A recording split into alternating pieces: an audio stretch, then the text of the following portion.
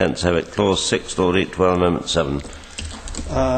Thank you, my Lords. This is an attempt to clarify, really, the issue of warranties with respect to consumer insurance. Again, I turn to the evidence hearings of this committee and indeed to a letter written to me by the Minister about warrants earlier in our proceedings. The Minister said, and I quote, "Warrants are rarely, if ever, used in consumer insurance contracts and do not present a problem beyond that posed by the basis of contract clauses." But it does seem to me that warrants are still surviving in some form, but it is not at all clear in what form they are surviving. So I asked Mr. Herzl at the evidence stage, are they being abolished for consumers? And Mr. Herzl replied, warrants, he used the word they, still exist for consumers other than being introduced through this mechanism, although they are not used in consumer insurance. Now, I'm completely befuddled by that, and no example was produced of when a warrant might be relevant. And given that Mr. Herzl has said they are not used in consumer insurance, I thought we could simplify the whole discussion of warrants here by simply saying that no consumer warrants will be associated with a consumer insurance contract. That is straightforward, it clears up the matter, it removes all confusion, and I think improves the bill. I beg to move. Propose to leave out Clause 6 and insert the new clause printed.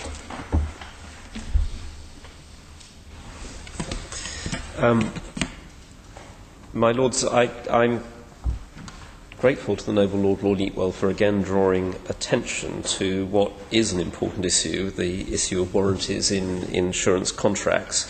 And because it is an important one, it is something, as the Noble Lord knows, that the Law Commission has committed to examining in their project on business insurance next year. It is the case that warranties are rarely used in consumer insurance contracts, and indeed, since 1986, the ABI Statement of General Insurance Practice has barred their use. But because of the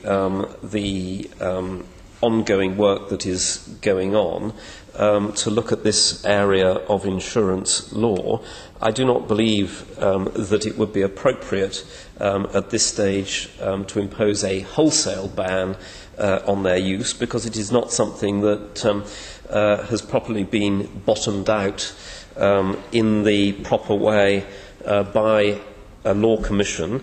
And on the other hand, there is no practical consumer detriment by leaving the bill as it is because of the rarity of use of warranties.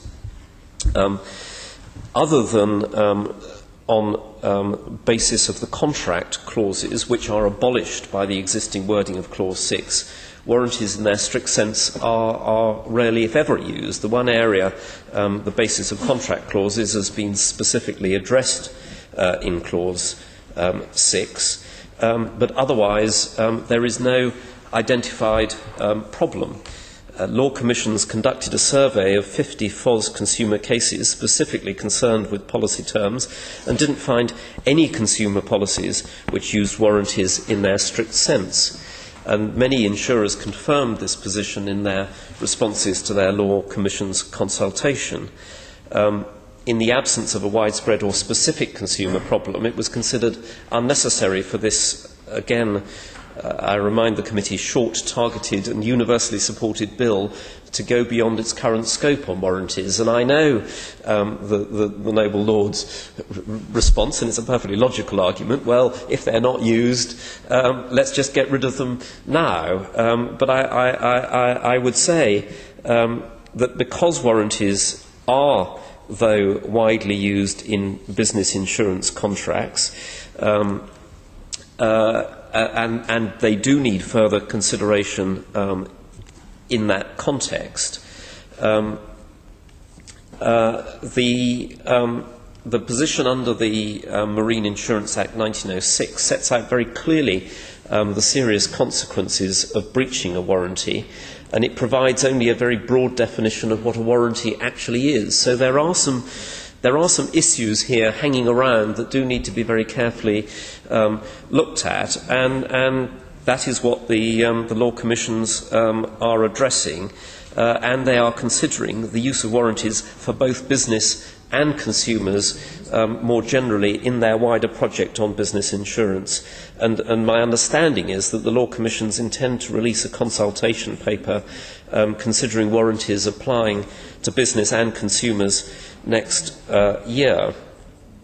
So, my Lords, I should suggest that the bill should not import a clause such as this and preempt a considered review of this complex and important issue at a time when there is no identified consumer detriment for under the bill as it stands. And in addition, on a sort of belt and braces principle, if in the rare case a warranty was used unfairly, consumers do currently have remedies not only under the FSA rules, but also under the Unfair Terms in Consumer Contracts Regulations 1999, with which I'm sure the noble Lord Eatwell is familiar, intimately familiar, and it is on that basis that I would suggest that the amendment is not required, and would ask the noble Lord to consider withdrawing it. Before the noble Lord sits down, I wonder if he would deal with this point, which is really my noble friend Lord Eatwell's point, that this amendment specifically, it's only one line, refers twice to consumer warranties. And therefore the point that the noble Lord the Minister makes about further work being done on business contracts and warranties in business contracts is not touched at all, not affected at all by the amendment being proposed by my noble friend. And while it is true, as I understand it, and I do recall the Unfair Contract Terms Act quite well, while that is a remedy for the consumer, it is clever of your researchers to dig it out, as it were. We've got a bill here which is specifically dealing with consumer insurance contracts. Why not have a provision in this bill? No, I think it's the noble Lord Lorbury puts me on the spot perfectly fairly, and although I introduced quite correctly this Law Commission work, which starts off being driven from a consumer angle, I did say, and I will repeat again because this is critical, if it was only warranties for businesses, I agree that it would be incomplete. But the work does extend, as I said in my previous remarks, to warranties both for businesses and for consumers, and my clear understanding is that the Law Commission will be releasing a consultation paper which covers warranties on both those, both on businesses and consumers next year. So although the project may have started from business insurance, it is going to consider consumer warranties as well, and again I believe we should wait until that's been consulted on, and that this bill is not the appropriate time to preempt that work. I'm sorry to intervene again, but surely that work will not reintroduce what he has himself said is not current at all in practice, namely warranties in consumer insurance contracts. So why not deal with consumer insurance contracts in the way in which my noble friend suggests? Because, my lords, as I've said, under the law as it stands, under the Marine Insurance Act 1906, the whole question of what a warranty actually is very broadly defined, and I really do think that rather than dealing with the warranty issue in the absence of a full consultation and bottoming out of the issue, we should leave it to the Law Commission to do their proper work on this. Of course, the consequences of their work will flow through to this and other relevant pieces of legislation in due course. But in the meanwhile, we have the consumer is protected both by the ABI codes, the fact that the FOS didn't find any use of warranties in their strict sense in relevant consumer insurance contracts, and we have the unfair terms in Consumer Contracts Regulations 1999. So I believe the consumer is fully protected, but that it will be ill-considered of this committee to attempt to preempt very considered and detailed work which will cover consumer warranties in the near future. I wonder if I could just, before the Noble Lord replies, express some concern about this amendment. I know I should have done it earlier, but in particular I wonder if he could refer us to the passage in the evidence in which, as I understand it, Mr. Herzl was thought to have supported his argument in favour of this amendment. Because my memory, and indeed I have the evidence here in front of me, is that Mr. Herzl was saying quite specifically, we are not abolishing warranties in consumer contracts. What we are doing is abolishing one particular type of warranty where there's a provision in the contract which makes a representation the basis of the contract. All other warranties in insurance contracts are simply not touched. And I think to introduce at this stage an amendment which says that warranties can be simply disregarded would be very much going against, as I understand it, the views of the Law Commission. It would be at least carrying those views much further than they've carried them themselves. My Lords, I'm grateful for comments. I beg your pardon. Before my noble friend sums up, perhaps I could just say that I find myself very much more confused and enlightened by the noble Lord the Minister's response to this particular amendment. The whole purpose of this bill, as I understand it, is to create a separate regime, legal regime, for consumer insurance products outside the ambit of the 1906 Marine Insurance Act. So to say that this will create problems or ambiguities or difficulties for the Marine Insurance Act in relation to business insurance, or will preempt or prejudge the Law Commission's decisions in relation to warranties generally, doesn't seem to me to make any sense. And this particular amendment makes it very clear indeed that warranties would, if this amendment is enacted, would no longer be allowed, would no longer exist, would no longer arise in the matters of consumer insurance. It seems to be extremely valuable to make that absolutely clear. And as the Minister himself acknowledged, the warranties in practice have not been used in consumer insurance for a long time, 25 years I think he says, 1986. So we're not actually changing anything in practice. We're just simply, seems to me, to be making the legal position absolutely clear without having any effect whatever on business insurance. And therefore it can't be said that we're preempting the work of the Law Commission in relation to business insurance contracts. Perhaps, my Lords, if I can just address this point, and I shall try to be a bit clearer. This bill is about a very targeted and narrow issue, an important issue, to bring the law in line with best practice on the question of representations by consumers. It is not intending to do anything more than that. It is very targeted, it is very focused, it's an important piece of work, but it is to bring the law as we have discussed in committee previously, into line with best. With the noble Lord, very briefly, representations and warranties surely go together. Representations and warranties are often the subject of the exactly the same clause in legal contracts. There's always an interesting issue as to the distinction between the two, but they go together. So if you produce a bill affecting representations, that's the right place to bring a bill in which makes the position clear in relation to warranties.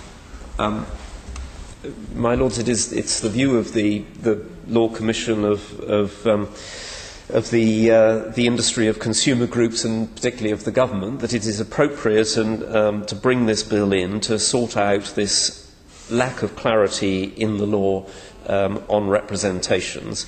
We have dealt in in Clause 6 with one key warranty matter which is clear.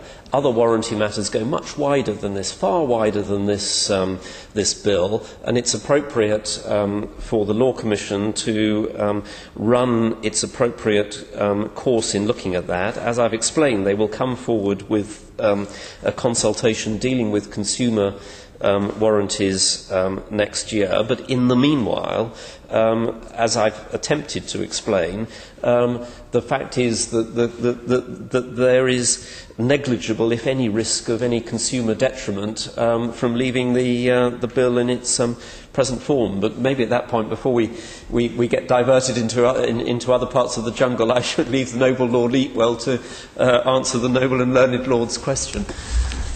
Yes, I'm grateful to all members of the committee who've spoken on this amendment, and indeed I think that we have actually managed to clarify issues. First of all, it is clear that the ABI bars the use of warranties in consumer insurance contracts. That was the noble Lord, the Minister, said this, so I accept his assertion that the ABI bars their use. The second point is that, and I think this is a red herring, that the Law Commission is considering other aspects of warranties in consumer and business contracts. Now, with respect to answering the noble Lord Lloyd of Berwick's point, I certainly did not want to misrepresent Mr. Herzl as in some way supporting the position I was putting forward. In fact, I quoted his evidence because it is clear from his evidence that warranties remained an aspect of consumer insurance, other than being introduced through this mechanism, that is, through this particular issue of representations associated with insurance contracts. And that is why I drew up my amendment, I think, quite precisely. It says no consumer warranties will be associated with a consumer insurance contract. Only consumer insurance contracts. It doesn't go any wider than that, and therefore I would suggest does not trespass on any future review by the Law Commission, does not attempt to preempt their position. It simply makes the point absolutely clear that there will not be warranties associated with consumer insurance contracts. It's quite narrowly drawn in that respect. Yes, but Mr. Herzl was quite clearly, as far as I can see, and I can certainly quote what he says, the Law Commission was not intending to abolish warranties. It was intending only to abolish a form of warranty created by words known as the basis of contract. Let's just read what Mr. Herzl said. I'm sorry if I gave you the impression that we were abolishing warranties. That is not quite right. What we are abolishing is the ability of the insurer to take down all the information you provide them with at renewal and convert that into a warranty, because of a warranty has stricter outcomes. It's a particular type of warranty which the Law Commission at this stage was concerned to abolish. And it was not touching, and I think it would really be rather worrying if somehow we were abolishing something which the Law Commission hasn't even considered abolishing. So I do think that, if I may say so, the committee ought to be very, very careful before we accept this amendment. Well, I do think that the drafting that I've put forward does cover the points covered by Lord Lloyd of Berwick. However, this is a matter to which we can consider and return to at report. I would say that I do think that simply appealing to a Law Commission activities which have not been completed, when perhaps they should have been, with respect to the drafting of this bill, does seem to be kicking something into the long grass which is not being adequately considered, and I'm not very happy with that. But anyhow, the objective of this committee is not to make me happy, it's to make some better law. And on that basis, for the moment, I beg leave to withdraw the amendment. Your Lordship's pleasure, this amendment be withdrawn. Amendment is by leave withdrawn. The question is that Clause 6 stand part of the bill as amended. That opinion will say content. Contrary not content. Content sell it. The question is that clauses 7 to 11 stand part of the bill as amended. That opinion will say content. Contrary not content. The content